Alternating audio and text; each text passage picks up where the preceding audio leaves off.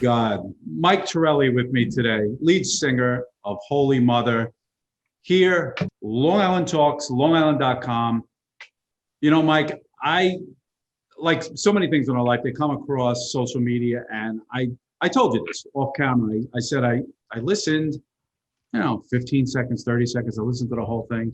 And then I told you, I kept listening to it. Like I'm playing your song, your band song, 3 and 4 times, watching the whole thing through. I haven't done that with a band in years, and that says something. I just wanted to, just right off the bat, give you kudos for putting something out with such high energy, really hitting the heart, hitting a nerve in me, and I'm sure lots of fans.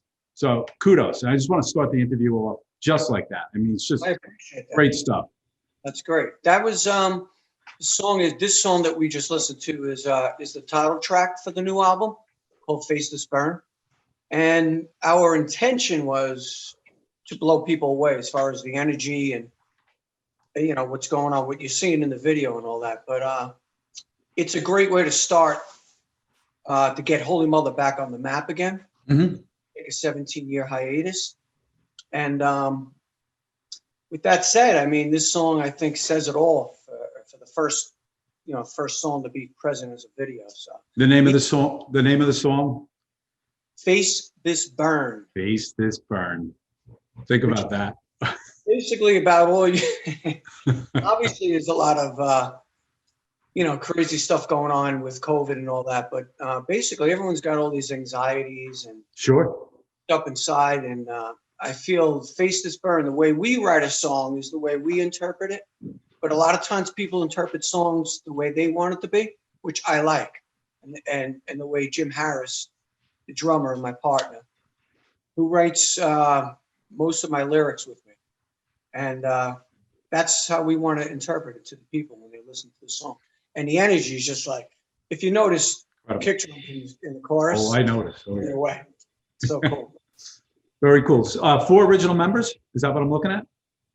Right now, it's only 2 original members. Okay. Myself, Mike Tirelli, and Jim Harris, the drummer. Yep. We had Randy Colvin in the band. I don't know if you're familiar with Randy. Very familiar. He passed away 6 years ago. So we had a tough time finding someone to replace Randy because Randy was one of the most amazing bass players in rock and metal and anything. He played all kinds of styles. He played with Steve Vai, Zakk Wylde, Al Pitrelli, Yngwie Malmsteen, and he's with Holy Mother for many years. And he passed 6 years ago. So with that, now we have Russell Zudo, who plays with Dee Snider's band. He's playing bass. And the amazing Greg Giordano is my guitar player. He's just insane. And I was always looking for a guy like Greg who can shred. I just wanted that element in Holy Mother now when we're coming back after 17 years, And Greg definitely, when you listen to all the songs and all his solos, just kill. There's no solo in this song. I don't think we could fit it in anyway. So it's so much going on already. So yeah, you didn't need it. 7 strings. That's the first thing I noticed as a guitarist. 7 strings, which means you're going low. I don't know how low, right? The E probably becomes some 2 or 3 notes below that, I'm sure.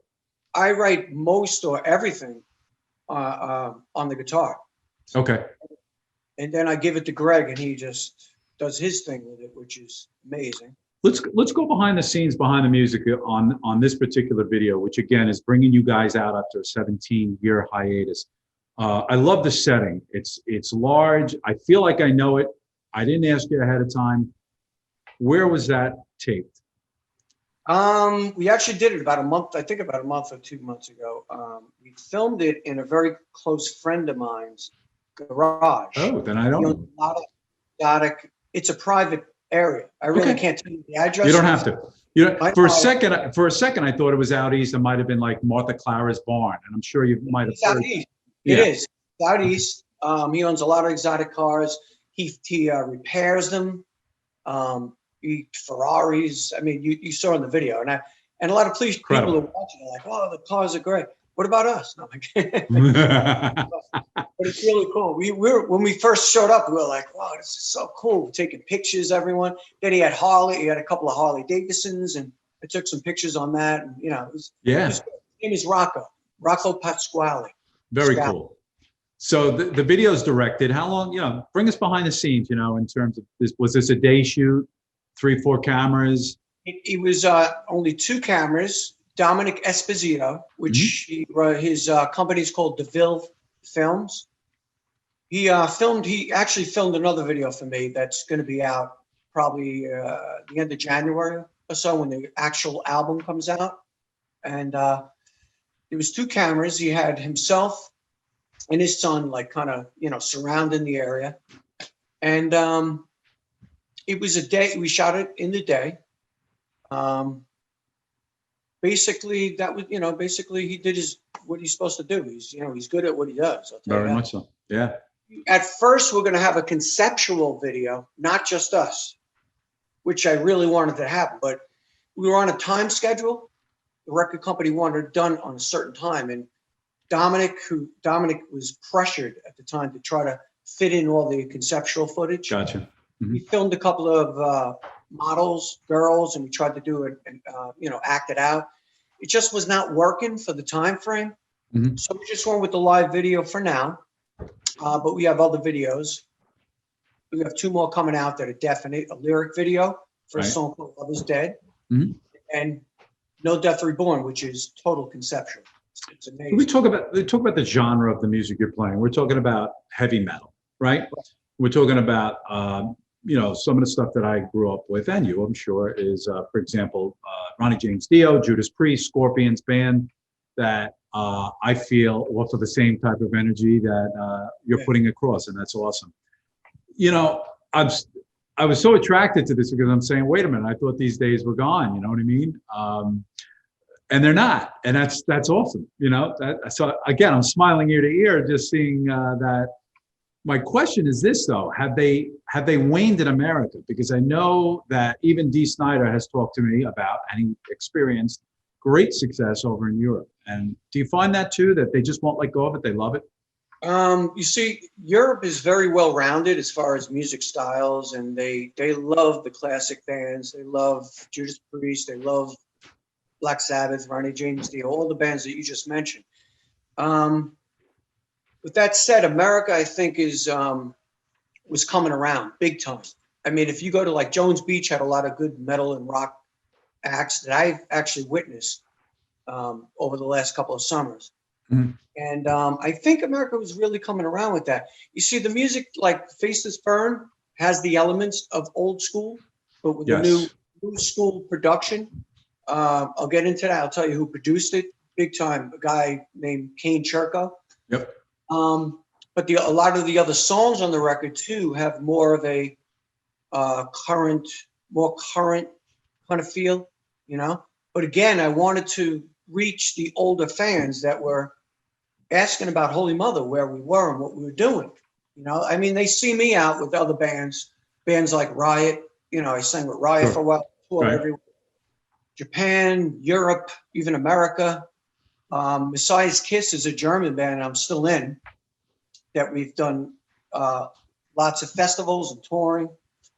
Yeah, the festivals are like I said, they're coming around here in America, but they're nothing like Europe. There's one there's a lot of major festivals. One called Wacken in Germany is a very famous one. It draws over 100,000 people. I played Wacken twice, once with Holy Mother in like 98, I think it was. And then I played Wacken again with Messiah's Kiss in 2002. And we played several other festivals after that with Riot and Messiah's Kiss. Messiah's Kiss, we played another one called Magic Circle, which there was 25,000 people. We played some of them I can't even remember. We played a couple in Germany just a couple of years ago, where there was about maybe just 10,000 to 15,000 when we played, but the total I think was probably about 50,000. But when we played, it's kind of miraculous when you're thinking about stringent standards where like more than 50 people get together. You must kind of like freak out a little bit thinking about those days, and look forward to them coming back. Yeah, you know what it is. I know that all musicians are kind of suffering right now. And we're hungry to get out, especially if we have a new album coming out. We want to support it. Bands like that are, I listen to other bands, obviously, but interviews and what they're about. Bands that are touring 250, shows a year. I don't know what they're going through because we weren't doing 250 shows a year. Right. They must be going crazy, They're used to just always being out there, So, I mean, we're just hoping everything turns around like everybody else. I'm not the only one going through it, but I'm really hoping that we're able to get out there now that we have Danny Stanton, who we just mentioned, Dee Snider, is managing Holy Mother too now. So I didn't know that. Awesome. Yeah, he's gonna help us out, put us on shows, some more festivals in Europe, along with Dee Snider as well. Awesome. The album itself, when we use that word album, right, we have to talk about it in terms of what we knew, right? So you're putting vinyl out? Exactly. Yeah. Well, we'll see how this progresses, if it has any legs as far as, popularity and all that. Mhm.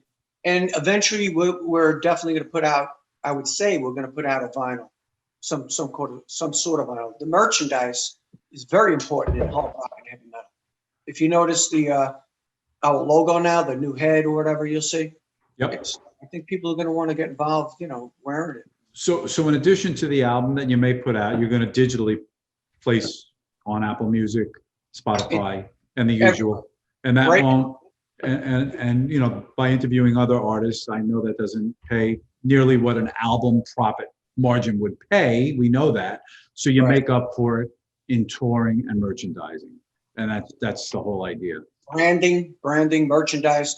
Yep. Right now, I mean, you can get Faceless Burn and Wake Up America. You can get it on all those avenues as far as Spotify. Right now, you can go to the link and get it. And that would be the same when the album comes out. You could pre-order the album right now. Awesome. It comes out. So, Mike, you have this music career, you have this band career, you're obviously committed to your craft. Then you have another life here on Long Island. Talk to me about that. And I have so many things going on. But before COVID, I'll tell you, it sometimes gets very exhausting and overwhelming.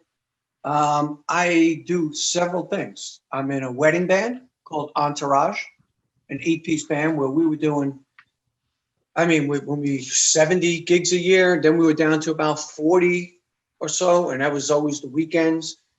8-piece band, phenomenal musicians. And there's no better place to be a wedding band than Long Island. Right. It's great. Right. It really there's probably times, honestly, where you've made more money as a wedding band than you have on a big. No doubt about it. Yeah, I'm sure. No doubt about it. And the musicians are amazing. They're all my friends. Good. The band leader, Rashida, she's amazing. She's well organized. Plus, she sang with Janet Jackson, Enrique Iglesias, awesome. Paula Abdul, and she's a sweet woman. She's great. She sings amazing. With that said, I've learned a lot from different musicians besides the rock musicians and the metal musicians. I learned a lot from those guys. With that said, I met you for the first time, Kevin, at Rico's Clothing. In Santa Mariches. Santa Mariches, we sell formal wear, all kinds of clothes, everything. It's been around for 65 years. And I know why, because I remember, obviously very positive experience meeting you, but I just remember feeling so good about what I bought as well. Yeah. What I paid, what I bought, and my kids have gone there since. All right. Anthony Adoresto. Yep. It's through his father, he's built it, and his son Rico. They're just they're family to me. They are family. It's awesome. So working there is just a pleasure, and I enjoy what I do because I always like clothes and all that. And people who always talk about Rico's. I go places in the city and everyone instead of saying, I know you're from the wedding band, I know you're from Rico's. I'm like, Rico's, okay. I get a lot of that too. So very also, cool. I have I sell janitorial supplies, a salesman. So I have that as a residual right now. I'm not out getting new customers, but I have a lot of good customers who order for me, and right now is obviously with disinfectants and toilet paper. Very cool. Yeah. Rolling along. So I got a lot of things in the fire. you know. But now things obviously slowed down. So Yeah, of course. Where did you grow up? Where'd you go to high school? I went to Center Reach High School. I didn't know that. I went to Newfield. Where'd you go? Newfield. Where, Brookfield? Newfield. Oh, you went to Newfield. I went to thought you said- Newfield. Okay. Yeah, we won't say how old we are, but we were very close to. But you know what? It's worth mentioning that both Center Reach and Newfield had some serious musicians. Mhm. I know that for a fact, both in band and extracurricular. Those were good years. Some great drummers in Newfield that I can remember. Joe Ascione, you might know that name. He's also passed on. But really some very talented people in that area, as you know. And Yeah, then I mean, this- 9 Days too came from Center Reach. correct. 9 Days, they were a lot of Newfield. You kidding me? Yeah, So many and Center Reach, so many bands, so many different musicians and stuff. And they I still know. That's good. That's good to know. So I'm sure you know the Rondinellis and all. You know, Comswag and Newfield and Center Reach. It goes Yeah. on and on and on. Yep, So, different. oh, that's great. So you grow up there, and what's your very first band? Just give me an idea, like how old you were and what you were doing, and you know what was the match that struck, and you were like, I'm caught. You know, I'm never gonna let this go. What caught me was, you know, we'd fool around like with different guys in high school, whatever. I'd be on the bus singing like Ozzy or something. Mm. People were like, oh my God, you can sing. Then singing Judas Priest, and they'd be like freaking out. And then we would like, you know, I was obviously very green. I didn't know, you know, I wasn't even a musician at the time. And as soon as we started to, you know, get together and we would start to get the songs together, and then you start getting your confidence. Then when you do your first show, and everyone's like, oh my God, then all of a sudden, and the girls too. The girls were Always. important when you were younger, right? But basically, you know, you do your first show and you're out there and people are just giving you props about this and that. It builds your confidence. Then it's like a drug, you know, like, yeah, Yes.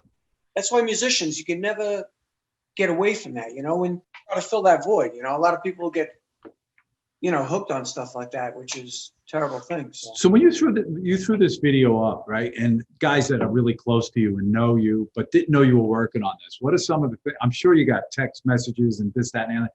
What have people's reactions been? What's made you proud on it? I read a lot of them, you know, in the text messages and, you know, the reactions.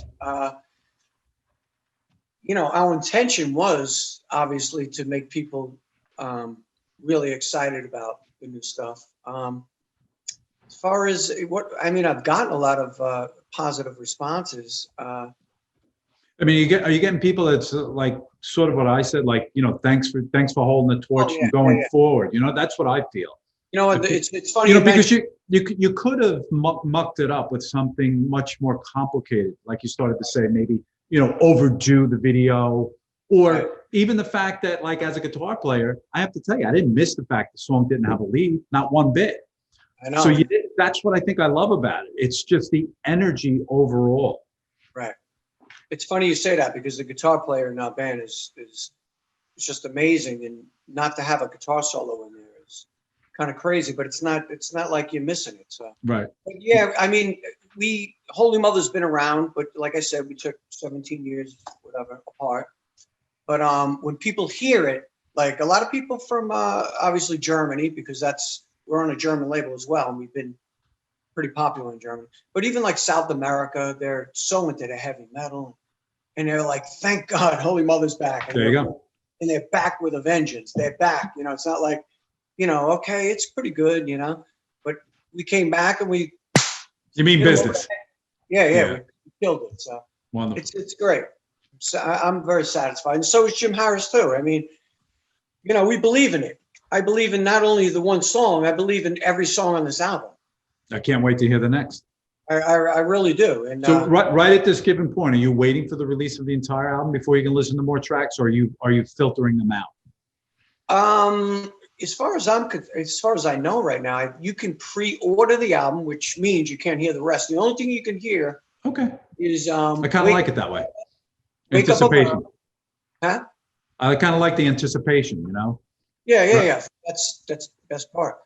Wake Up America and Face This Burn so far. Okay. Let's switch gears, Mike. I know that you imparted on me that you had some challenges health-wise, and I took took a stance back. I did not know what you had gone through 11 years ago. You want to talk about that a little? Nah. Okay. Come on. Cut. I'm only kidding. I'm totally.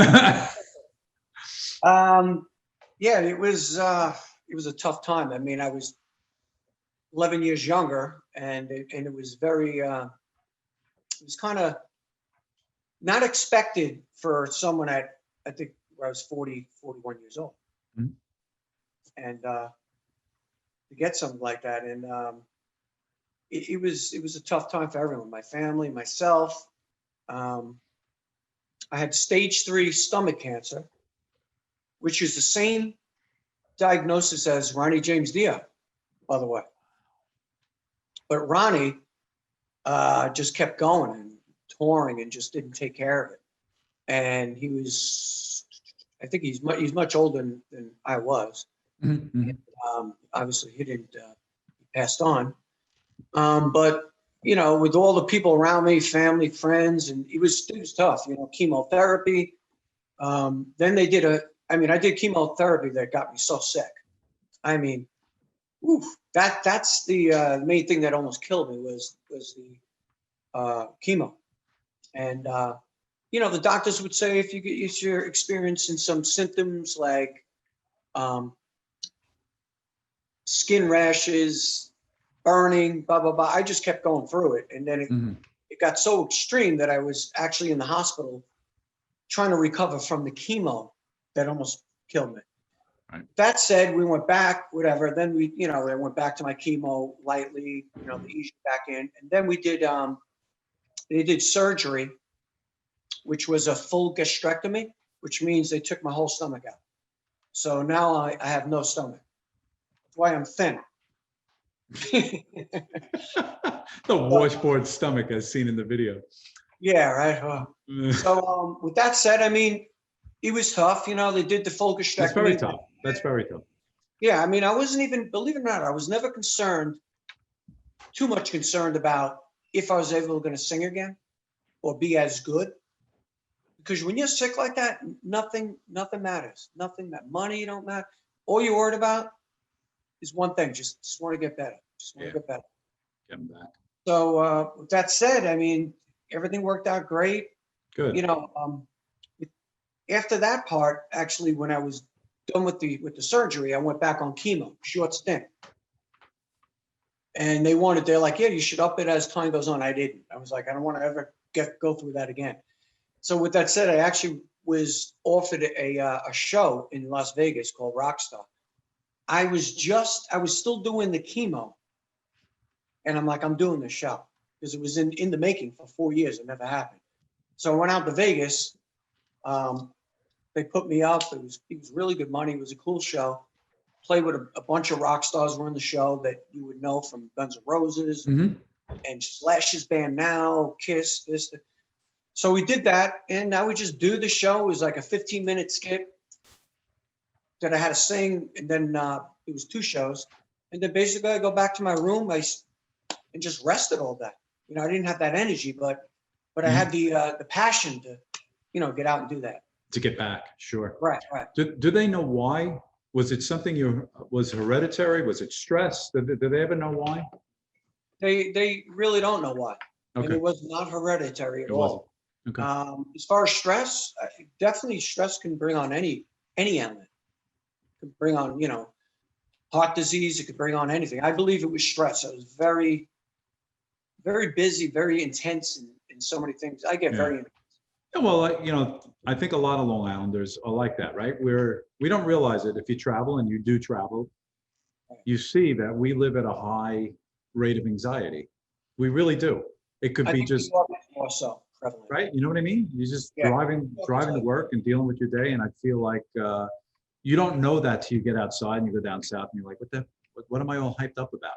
But then again, it's what keeps us going. It's like how I thrive off it, but it's not always good for our body. There's no doubt Right. about You it. know what? It's good to thrive a little bit off it, but you also got to have that downtime. You got to be able to come here, and you got to be able to, it's called balance. And you know, balance and everything is everything. Everything. Absolutely. Yep. So I'm learning that still. Any advice for guys that are writing their own music and staying in your genre, the heavy metal genre? Advice. What kind of advice? All I would say was, you know, just pour, you know, your passion into what you're doing. You know, I mean, songwriting. You don't have to be a musical, someone who's just knows everything about music theory or what chord means, what chord you should hit next because it makes musical sense. You know, go off your instincts. Go of what you feel. I mean, when I go in, I write a lot, almost every day, and I'll put something down, and I don't think I have to go to the fifth chord now. I just write from what's here in your heart. And that's how you become, and that's how you can become something like more original. You know, you create, be more creative, you know, Absolutely. without following all the guidelines. So, Was there a singer or a musician in your 20s or 30s that when you saw, you just said, I'm staying in this game because what I'm seeing is just so magnificent and I'm so attracted to it? in my 20s and 30s, definitely. I saw, I'll tell you what, there was I don't know if you know who this is. His name is Ray Gillen. Of course. Right. Yeah, he actually sang Deep with Purple. right. Badlands. Sure. He sang with Rondinelli before he even got the gig with That's right. Badlands, and then he went to, Then the name of the band was at that time was Rondinelli, wasn't it? it was, yeah. Yep. And he was like something, I'm like, wow, this guy's amazing. And of course, Ronnie James Dio, Jeff Tate. Before I get to Jeff Tate, I want to tell you where I saw Ronnie James Dio. I went to Oneonta State, and we went 25 miles away one night. It was a magnificent night.